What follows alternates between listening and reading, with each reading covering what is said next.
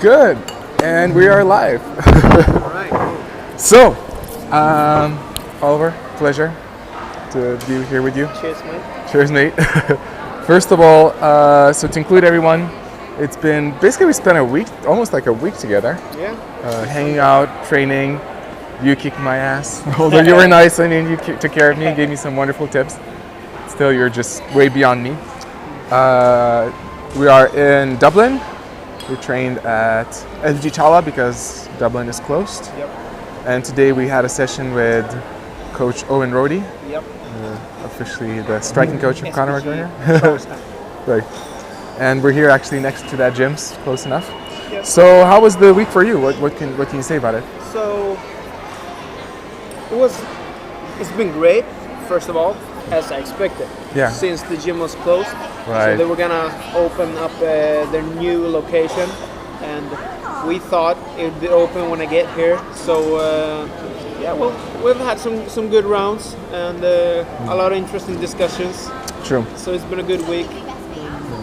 I want to come back and check out the new gym as well when it opens. So I'm glad we got to see this location as well today. I want to switch the direction of the talk soon enough, but just quickly, since we're here and today just had a quick private session with Coach Owen Rohde. How was it? What did you experience? Yeah, so this session really blew my expectations because during the week we've done mostly sparring, a little bit of technical sessions, but today I really got to experience more of the tactics and the mindset that Coach Owen uses with Conor McGregor, and it was super interesting, and I'm very grateful that he wanted to share this with me. So today was the highlight of the week, and I'm super glad we came here to do this session. Yeah, actually, thank you for inviting me with you. I was not supposed to be here, but I'm happy I'm with you. One thing which was interesting for me to observe, and so I am very fresh and green and new in this, but as I was looking at your pad work session with the coach, I could see some movement patterns which reminded me of Conor. Yep. Was that your experience as well? Did you see a bit of Conor's movements in Owen? Oh, in him? Yeah, well, I think he's had a big influence on McGregor's style because everything he told me I could relate to things I've seen from Conor's fights, right? And also things that I myself picked up from watching. Right. And I got those things confirmed now from him in person. So that was great. And I loved a lot of the footwork drills and stuff we did because it's a lot similar to the way I teach and techniques and exercises that I do. Right. So it's nice to getting that from another source, that makes me feel I'm on the right path. Right. Well, I guess, again, I'm actually interesting enough, I don't want to stay too much on the MMA because we talked about so many other things, but just briefly, for people who don't know you, you actually have an impressive record and quite an impressive history. Can you just name like some bits and pieces so that people would know what you've been up to? I think many people underestimate my story, my background, and all my knowledge because of my young looks. But I am 28 years old tomorrow. Not so 18. Probably as the video is released already, Oliver's 28. And you know, I did my professional debut in 2010, which is 9 years ago. So 9 years I've been Professional debut. 9 years ago, that was not in MMA, that was in Thai boxing. But in Thailand, in right? Thailand, Nice. But anyway, I've been fighting full contact fights for almost 10 years, and professional MMA for 6 years. And I've been traveling around the whole world, and I've been all over the United States and trained with the biggest teams, including Alliance, American Top Team, Syndicate in Vegas. I've been to TriStar Gym of George St. Pierre, and also been training in Japan and Thailand. So I have a lot of things to compare to. And I'm also an instructor at my own gym, so I know like what works and how to kind of like make things work for you as an individual, and for me in this case, since I'm a fighter as well. So I've been around a lot. I've had a lot of amateur fights before I turned professional as well. And after gaining a 7-fight win streak in my professional career, I got the UFC contract on a 2-week notice. I lost on a decision, but I still consider it my most important fight and my best fight, because the platform was just so much bigger. So even though it was my first loss, it turned into something great. And then I got another fight in the UFC, which unfortunately ended bad on my part, and they decided to cut my contract. So I got picked up by Bellator MMA, which is one of the biggest competitors instead. And I just made my Bellator debut like a month and a half ago. And I won in the first round by rear naked choke. So now I have my second Bellator fight lined up in October. So, and it's like a co-main event. Yes, co-main event in Italy against the home guy. Nice, very cool. Well, one of the things that was really cool talking to you about, and I think, so first of all, it's something I experienced myself while we spent time together. I won't name names, but we had time to hang out with some UFC fighters, or at least one in particular, and just other professional fighters. And when I used to imagine the scene of MMA, I would imagine that every MMA athlete, especially like pro level UFC, they like know all the science behind it, know all the diet. They have like this, you know, maybe not all of them, but like most of them would have this ideology and kind of a deeper outlook in life. And turns out it's not the case.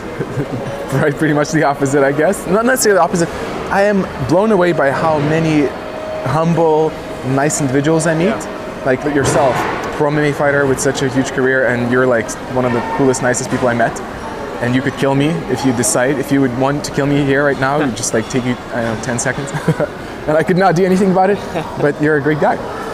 And so, just to wrap up that thought, so that's very interesting. And then aside from that, on top of that, aside from that, you and me, we had such deep conversations, so many various subjects, and all we were able to relate a lot of it with fighting. So it's wonderful to meet you as a pro fighter who also has a deeper perspective on fighting. So maybe you could just share your thoughts about that a little bit. Yeah, well, one thing stuck in my mind from what you said, and that there's two big, huge misconceptions I think people have around professional fighters, especially like the ones you see on TV, like in the UFC. And the first is that they would be like arrogant alpha males. Yep. Martial artists are the most humble people I know, and I believe the further you go into it, the bigger you become, the less of an ego you have, because you learn to take defeats in this sport. Not only in the cage, but on the mats. You need to tap out, and that happens all the time. Yep. So if you have a big ego, then you're not going to last long in this sport, which makes everyone that goes far very humble persons. And it might not be the image people have of such fighters when they see them trash talking and bragging, but that's just for show. That's not who they are. I met biggest trash talkers behind the camera, and they're super humble and nice people. And I can give several examples of that. We even had one this week, right? We again, not mentioning names, but And then the second misconception that you were talking about is that people think that professional fighters have everything lined up perfectly. Their diet is in check, their sleep pattern, their recovery, the training, everything is lined up like this.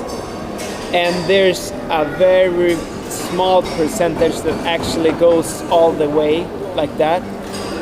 And I can say that I believe I am one of the few that really try to look at this holistically, like getting a bigger picture, while most fighters, even at the top level, they're just good at fighting. They don't know anything else. They don't care about the diet because they have a nutrition coach taking care of that.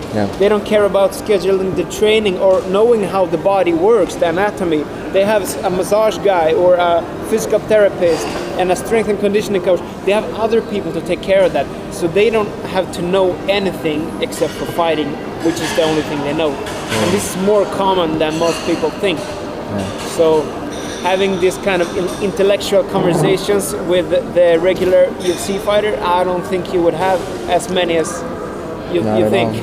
Like as I said, again, not getting into names because it doesn't really matter, but you, me, and a pro UFC fighter, high level UFC fighter, we had lunch, and I think that I was already starting to understand that it is, as you say, but in the back of mind there was still that maybe, not necessarily fanboy, but that kind of idea of, oh, this is going to be a mind-blowing conversation. We're going to talk about something amazing. No, it was like a nice conversation, but just like chill and easy, but nothing profound. No. And it's interesting. It's interesting that it is that way. Absolutely. It's like it's like also we talked about putting MMA also. It's connected also different to martial arts. Next to martial arts, we spoke yesterday about black belts, and that a black belt. It's one of my favorite thoughts about martial arts. That a black belt is only a black belt in a very particular narrow field, which is like, let's say, breaking people's arms or throwing people around, or just very specific skill set. But oftentimes, and I think in martial arts that happens more common than not, unfortunately, or it's fairly common phenomena that a black belt sometimes starts to perceive himself as a black belt in many fields, which is not realistic. So. No. Having a black belt means you have this belt in a system, right? So you're a black belt of your system, of these techniques, which means you're boxed in. This is what you know. You learn these things and you became a black belt. But the problem is too many black belts stay in that box. Years and years and years. And then maybe they receive a red belt or stripes on their black belt or whatever, but they're still just practicing those things in their box because that's everything included in their system. So breaking the barriers and like taking in stuff from other martial arts or other systems, I think is vital to keep developing. Like a black belt to me is only the start. That means you understand the basics. It's not the end, it's the beginning. Like, okay, now I understand the basics, now I can go outside of my system, outside of my frame, and start to really evolve. That's my opinion on the belt system. But so continuing on from where we left off, one thing which oh, by the way, let's be sure we come back to that. But I wanted to ask you that off record. But now, since we're here, I'll ask you on record. Why do you avoid sugar? I mean, you know your nutrition, right? Yeah. Well, because I was about to put some sugar in my coffee, and I realized you don't usually do that, right? Well, you don't have to do what I do. Yeah, but I'm curious. Why not? Why don't you do it? Like no, I try to time my nutrient intake in accordance to my physical activity. So sugar is not wrong if you have it right before you're working out or right after you're working out. And since we just came from a training, go ahead. There you go. Just brown is this brown better? Does it matter? It's a very small difference, to be honest. Okay, well, brown, whatever. Yeah, okay. I would say brown is better. Okay. But so now you depleted your glycogen restores, which is your carbohydrates in your muscles for the past 1 hour and a half. So every sugar molecule you put into your body is gonna go to restore that glycogen right now. Right. But if you're just sitting on the couch for the whole day, and then you eat something very sugary, what happens is your blood sugar will spike because sugar is transported in the blood. Okay. So when the blood sugar spikes, it's actually very dangerous for the body, and what happens is you produce insulin, which is a hormone that stores that sugar, because you can't go around having a lot of sugar in your blood. You need to store it somehow. And if your muscles aren't depleted of the glycogen, it will store the sugar in the fat cells. So if you go and snack all day long, it's not only sugar, it's basically all carbs, and like big amounts of protein as well will make your insulin spike. So going and snacking on sugary stuff all the time makes your insulin go up. It makes you only store nutrients. So you store body fat, and then you never go into your depots to actually burn them off, right? You only store them. Also, another thing I don't think most people know is when your insulin spikes every time you eat, actually your testosterone drops temporarily. So imagine, it's only temporarily when you eat, but those kind of like one goes up, the other one goes down. So imagine you're someone who just goes and snacks all the time. Then your insulin is constantly high, so you just store a lot of fat, and then your testosterone is low most of the day, and it's not ideal for anything, for health, for performance, for looks, for whatever your goal is. So that's basically it. But right now, like, we just had a big burger, and yes, we did. And I mean, I could have something like that after I've eaten, because I need to fill up my energy for the next session. I mean, yeah, we had this bits and pieces as well. Sure, yeah. Thank you for the answer. Now, coming back to the main subject, one of the things which clicked with me very much from what you said through the week, it's one of those things which almost seems self-evident when you say it, and I always like, it's a quick, maybe interesting story, but when I used to, I did a little bit of coaching, like mental coaching, and sometimes I would point out something to someone, and they're like, oh, I always knew this. I'm like, no, I didn't really know this, but I just, you kind of knew it, but I pointed out, and now it became clear. And so you've given me one of those moments when you said about the difference between a fighter, martial artist, and athlete. Yeah. So that was like, for me, that was like a light bulb moment. I was like, wow, that explains so much. Yeah. So can you share a little bit about that? Yeah. So I'm not taking credit for this, because this is actually something that another coach, Dean Thomas, talked about on the Joe Rogan podcast. Yeah. But it's a concept I find very interesting, especially if you're a coach. I have a couple of amateur fighters in my own gym that I coach. And when they reach higher levels, I need to be able to utilize this mindset. So he basically groups his fighters into 3 different categories, and says that they need different kind of coaching and different way of providing feedback to improve. So we have the fighters, which are ones who really wants to fight.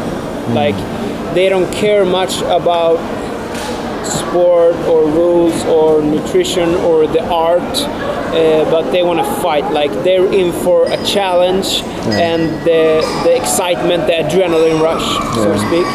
And they need to be coached in a certain way.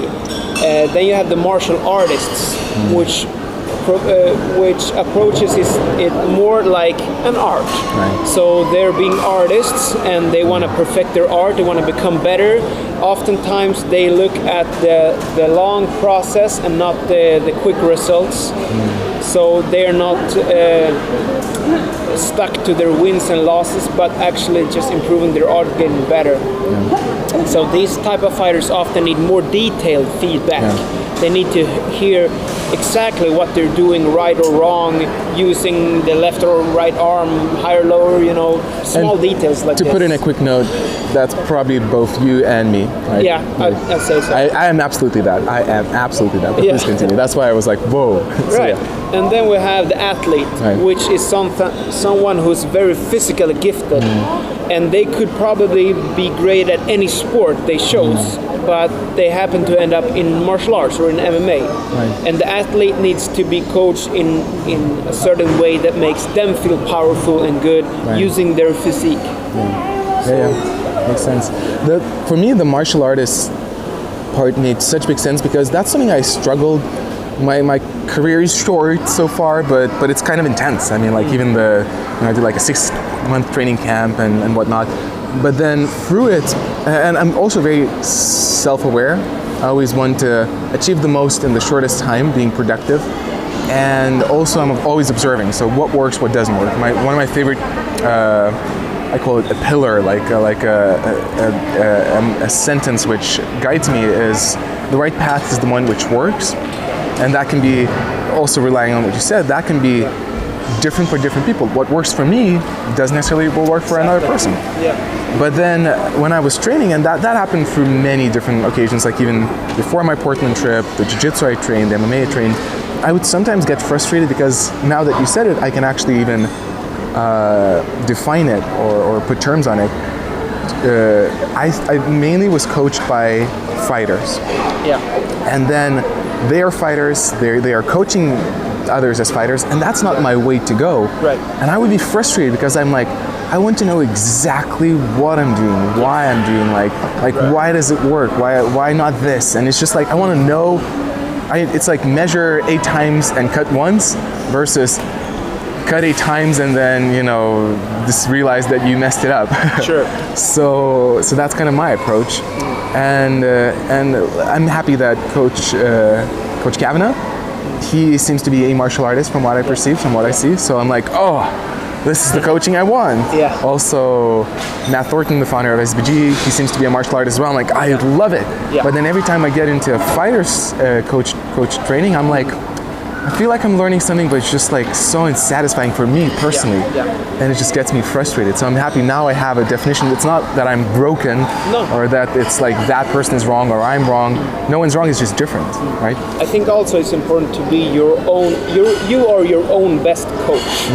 And maybe that concept applies more to martial artists than to fighters, because fighters, they usually need to be told what to do and they will do it with the heart and fire, but a martial artist is often very critical of themselves and they want to know what works and what doesn't, and only you know your body, right?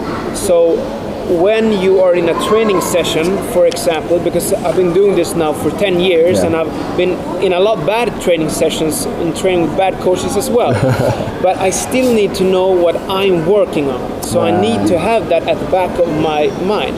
So if the coach says today we're gonna just spar 20 rounds sparring, I need to know, okay, what will I get out from this, except for better cardio and endurance, of course.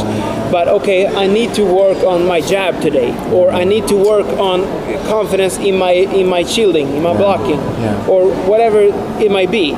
You have to be your own best coach and bring that to the front of your mind every time you start your own session. That way you will get something out of every training, no matter what coach you have, right? But maybe it takes some time to get there, because as a beginner, you need to learn everything. You don't know what works, you don't know what style you have. And in the early days of MMA, your style was often, or your tactic was often based around your background, because everybody came from some other martial art background, like you were a boxer, okay, so you need to learn takedown defense, and that's the priority maybe when you spar, okay, or let's say you're a wrestler, okay, so you should probably know how to keep your guard up so you can take people down and ground and pound them, or whatever it might be. But today you can start with MMA from scratch, right? Everyone teaches MMA, so you learn everything. So you're not going to have one strength, you're not going to be unbalanced. So what happens is, instead of basing your tactics around your background, you base your tactics according to your genetics. What did you gain from nature? You got long arms. Maybe you are very you have great stamina, but not so much explosiveness. Okay, so you have to base your tactic on using your stamina and maybe taking the fights to the later rounds. Or if I would be short, stocky, super strong, but I don't have that much of endurance, I need to put the pressure on quickly and finish you early in the round, because otherwise I'm going to gas out if we go to the 4th or 5th round and you'll start to take over. So today, when you start learning everything from scratch, you need to know your genetics. and know your strengths and weaknesses physically and base your tactics around that. That's what makes MMA so interesting to me. That's fascinating. It's absolutely wonderful what you're saying, and there's a couple of things coming to my mind. So first of all and you kind of pointed out what I would have said too, is first of all, I feel maybe I'm slowly getting there, where I can start becoming my coach. There's some things I am working on, but I also realize I'm still so green at this that I don't know that many things that I could work on. So it's still hard to be my own coach, but I like that idea. I like that concept. So I feel like I might need to gather more intelligence before I do it, but it's getting there, and I love what you're saying. But the other one about natural attributes, especially with explosiveness, and it's a funny story. Now I see a big difference between what I thought fighting is and what I consider fighting to be now. But back in the day, even when I did Aikido, it's a funny moment that actually took me years to realize that, but in my teens I always wanted to be a fighter. That was kind of a dream of mine. But then the Aikido culture, it kind of blew that away from my mind. It's they kind of beated it out of me. I was like, no, fighting is bad, don't do it. And I kind of accepted it. But now as I started retraining, I'm like, I actually love this shit, But then when I remember myself in my teens, I would look at Mike Tyson or some other fighters. But let's choose a Mike Tyson, probably the opposite from my body type, physicality, super explosive, bulky, short, long, short reach. But then I was like, oh, his fighting style is so cool. I want to, emulate him. But now being much more mature and looking at the rational logic behind it, I realized it's not the way to go. It's not about copying someone else, especially different than you. It's about finding your own strengths. And even just the last bit I want to add, also too, being a power puncher, wanting to knock out people. That was it feels so sexy, so attractive. You want to do that. But then now I think I'm finalizing that thought as you spoke. I think I'm not, explosiveness doesn't seem to be a thing of mine. And then now what you said, it's pushing it to the longer round, or just pumping that jab, just draining the other opponent and so on. Volume. That probably, volume, right, versus intensity, right? Yes. Makes more sense rather. It's just really discovering what you're about versus what's sexy, what's cool. Right? So I'm the same. I would have become a great long distance runner because that was I have a lot of type 1 muscle fibers. So you can make sure I won't get tired. I could put all the rounds together into one 50-minute round or a 30-minute round. I won't get tired. I will keep the same output all the time, but I don't have that natural explosiveness and type 2 fibers that, for example, my brother has. He's super strong, he's super explosive, but he can't endure as long as I can. And I'm on the other end. So you need to work on your weakness, obviously, and build it up, and then fight using your strengths. So now I'm also super explosive because that's what I've been focusing my training on for the past 5, 6, 7, 8, 9, 10 years. But my genetics are still my genetics. You can change your muscle fiber a little bit with training, but mostly of it is predetermined. So a great example, if we take some famous fighters like Nick and Nate Diaz, they are the most endurance fighters. They have great stamina. They can put off volume, they just throw punches, but it's slaps, like this. But they will tire you out. And then you have the Mike Tysons. Man, what power! You gotta stay away from that kind of fighter in the first 30 seconds or a minute, and then you can start to engage. And it's important to know this if you want to be a fighter. If you're just training for fun, it doesn't matter. But if you want to compete, especially professionally, you gotta know what your strength and weakness is and take the fight there. So I'm aware that my time is running out and I'll have to go, but so what I'm thinking about, I really wanted to take the conversation to not only, it is a great conversation already, but I also was hoping to take it to the deeper grounds. But I think we'll probably have to do that when we meet up in a month in Stockholm. Okay. we can do the continuation. Sure. But I'm thinking one thing, it may be a little bit diving deeper, just looking at parallels between life and that. Yeah, I could easily go to the fighting, but also that. So what's interesting for me to find is, in general, I mean, in life, I'm inspired by the difference between what I call what I want and what life wants from me. It's kind of a big concept. It's maybe sounds a bit fancy, but it's the difference between my imagination of what's right for me versus what really suits me. And I feel the ambitiousness of us, and I've been there so many times myself, that ambitious side of wanting to be like Mike Tyson or wanting to be like Steve Jobs or whatever. Yeah. And really trying to pursue that ambition can actually be damaging, because it's like Einstein said, if you judge a fish by how it climbs a tree, it'll always think it's stupid. So it's kind of, you're a fish trying to climb a tree and you think like you're miserable. So it's interesting, I see that parallel in fighting as well. And I think I'm waking up from that. But now as we talk, I think I'm even becoming more clear about it, that it's not about, I have to, because like stamina, I almost felt like ashamed of it. It's not like extremely bad, but I think it's not my strength. It's not a natural strength, the cardio. But I always thought, okay, it's really bad. It's not like really bad, but it's bad. So I need to.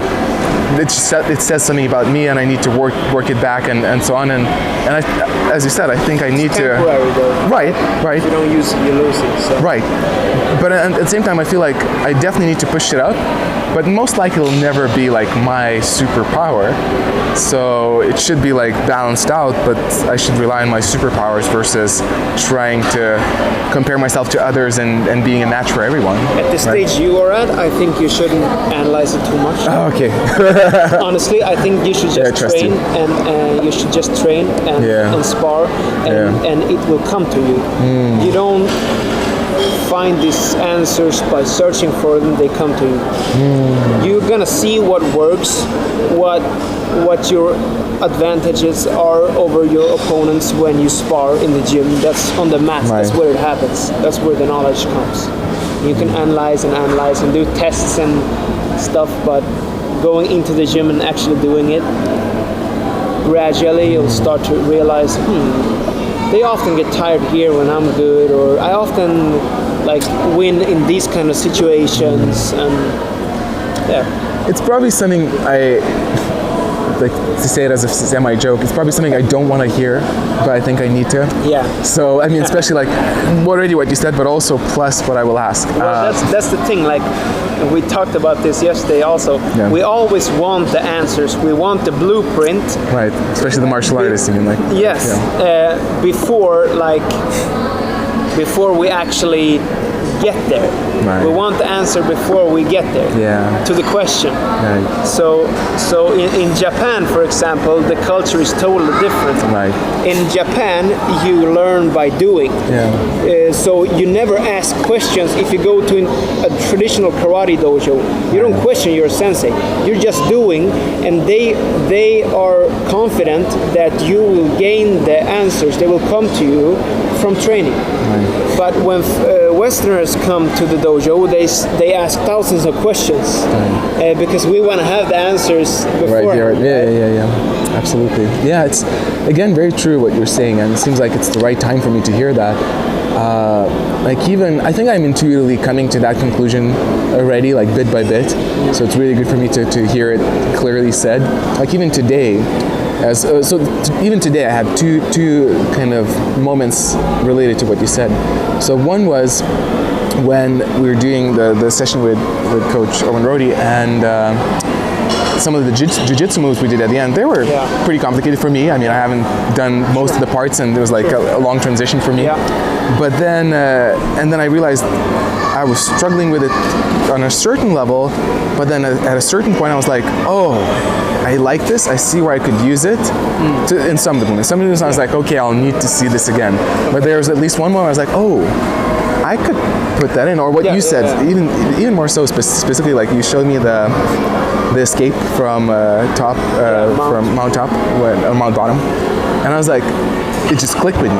Yeah. Probably if you would have showed me that like 8 months ago, I'd be like, okay, I'll need to do this again. But you showed me, and I was like, I'm ready for this. I need this, and I can swallow it right away. Yeah. But then at the same time, I was watching you and Coach Owen Rody working together, and I was like, my martial artist wanted to hear everything, wanted to understand everything that he's saying. I was like, this is such an opportunity, and I'm hearing secrets, and I can be here. But I also kind of, part of my intuitive voice said, you need to be humble and realize I'm like not ready for 80-90% of it. Like there's a couple of things I was like, I like that, but there's so much I haven't seen and I haven't been in. While I would see you, he was saying something, and I would see internally, you'd be like, yes, I've been there. Yep. I know exactly what you're talking about, and I swallow this and I will use it. Yeah. And for me, I'm not there yet. And so it's like, even you can't relate. Right. Even though if he can explain it perfectly, you can't relate. Right, exactly. So so that's just to, I guess, finish up the thought then. Yeah. It's an interesting kind of humbling experience in that sense of, I guess, the challenge of a martial artist, of not wanting to be further than you are. Right. So. And you talked a little bit about like having role models, and it can be dangerous at some times to try to do exactly what other people do, because they are not you. They haven't been where you are. They don't have your body type, and you can gain inspiration. So when people ask me, who's your role model, like, I don't know, role model, like I have different sources of inspiration, but they change all the time depending on where I am in my phase of development, right? So I might look at one fighter because he's good at doing one thing I'm working on right now, and then a few weeks later you ask me again, I'm watching another fighter because he does something else that I'm working on. So you can take bits and pieces, but don't like copy your game on someone else's success. I don't think any world champion has copied someone else's styles. So why would you walk in their footsteps? Right. They made their own footsteps. You need to make your own footsteps. True. And of course you need mentors to tell you what pitfalls you can fall in, so you don't make the same mistakes. But then again, like it's about your journey, and it's not going to be the same as theirs. So just having that in mind, like when you have a role model, don't copy the blueprint. Just gain inspiration and keep making your own style, more or less. Absolutely. So our time's pretty much run out, but just the last thing I want to put in for this session. Let's consider this adding more depth. It's a big question, but I like that question. So I think you don't know Ramsey Dewey, right? Ramsey Dewey is like a YouTuber, MMA coach. Anyway, I asked him the other day. I think I asked him that the other day as well. So it's a good question. Anyway, so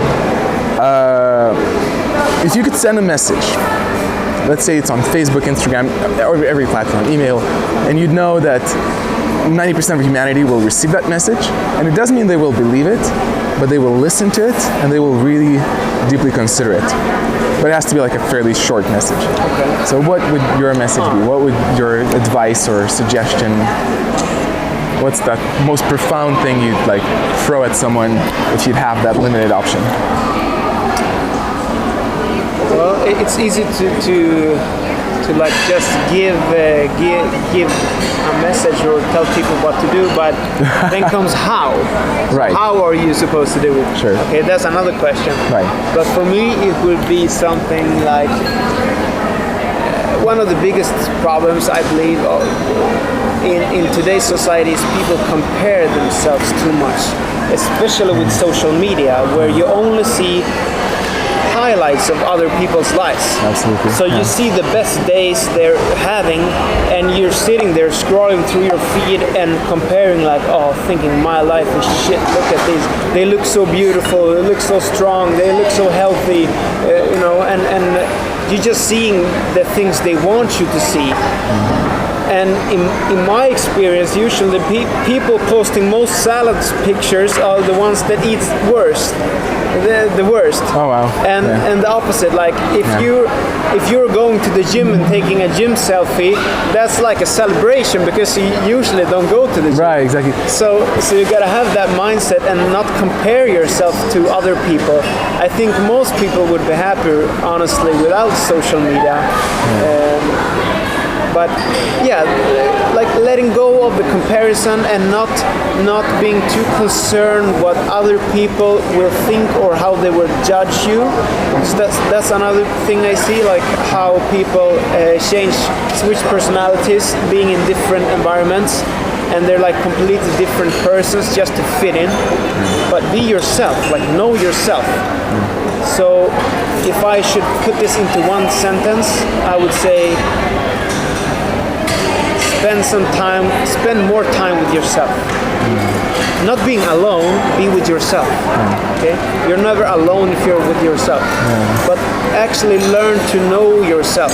Be with your thoughts and, explore yourself by doing things. You don't have to be with other people all the time and be dependent on other people's opinions. Like, know your true self, and then everything else will be so much easier and more attractive to you. Very quickly, I'll just throw this in, but it's just a funny remark I thought about when you spoke. Like I realized, today I looked at my Instagram, which I'm still just working on, but I realized I have almost no MMA pictures of myself, like in the gym, and I realized, as you said, it's probably one of the reasons is because it's such a natural part. When you're going there every day, 1 or 2 times per day, it's like you don't even think about taking a picture. It's like you don't take a picture just because you went to a kitchen or to the toilet. It's a natural thing. But then those people who do, they're like, oh, I went this one time per month. Everybody has to see me. Look at me. It's like, imagine that I always go here. It's like, that's not the way it works. No. So it's funny. But that's a sweet introduction to our next talk. Thank you so much for the whole experience. Pleasure as always. We'll continue again. And follow Oliver everywhere. Instagram. Put the links in the show notes. Right. You're still going to work on your YouTube channel. It's not there yet, right? Yes. Okay. I don't have one yet. I have an Instagram and a Facebook page where you can find news and videos and things. And check Oliver's fight in October? October 12th in Italy, Milan. It's going to be Bellator MMA and main event. And how can people see it across the globe? I think go to Bellator's homepage and you can see what applies to your country because it's different channels in different countries. Bellator.com or whatever. Or the app. Yeah, okay. You can watch it on the app. Perfect. It's going to be a good fight. He's going to win. I should bet some money on Oliver. Well, good. That's a wrap.